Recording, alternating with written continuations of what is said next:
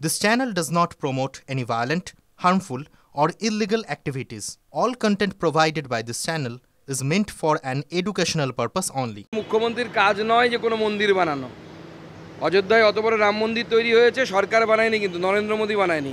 নরেন্দ্র মোদী উদ্বোধন করেছে, বানিয়েছে সাধারণ হিন্দু সমাজ।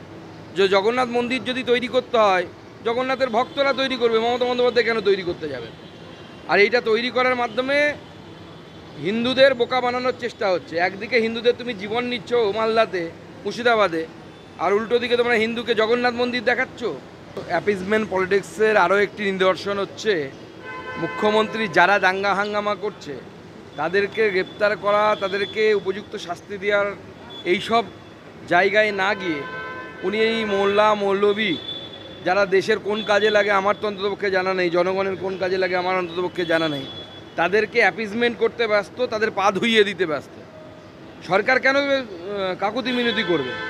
সরকার অ্যাডমিনিস্ট্রেশন চালানো, যারা নিয়ম মানবে, আইন মানবে না, তাদের বিরুদ্ধে সরকার ব্যবস্থা নেবে। আমার তো মনে হয় এর পেছনে বৃহৎ কোনো পরিকল্পনা আছে। যেভাবে বর্ডারিং ডিস্ট্রিক্টগুলোতে একের পর এক ঘটনা ঘটছে, তার মধ্য দিয়ে বিরাট বড় কোনো একটা পরিকল্পনা চলছে এবং এর তদন্ত হওয়া উচিত। এনআইএ তদন্ত নিয়ে আদালতে গেছি আমরা চাই এনআইএ তদন্ত হোক। কত যদি দম থাকতো না তো সিপিএম থেকে লাইভ শুরু করেছিল। দম নেই তো, এক ব্যাপার বাটা হলে তো সিপিএমটাই করতো। তৃণমূলে কেন এলো? কারণ পিঠের চামড়াটাও তুলে নেবে অন্য লোকেরা। সুকান্ত মজুমদার জীবনে বিজেপি ছেড়ে যাবে না। আমরা কালো যেখানে ছিলাম আজও আছি, আগামী দিনেও সেখানে থাকবো। যদি বাপের বেটা হয় আবার সিপিএমে ফিরে গিয়ে পার্টিটা করুক, দম থাকলে পরে।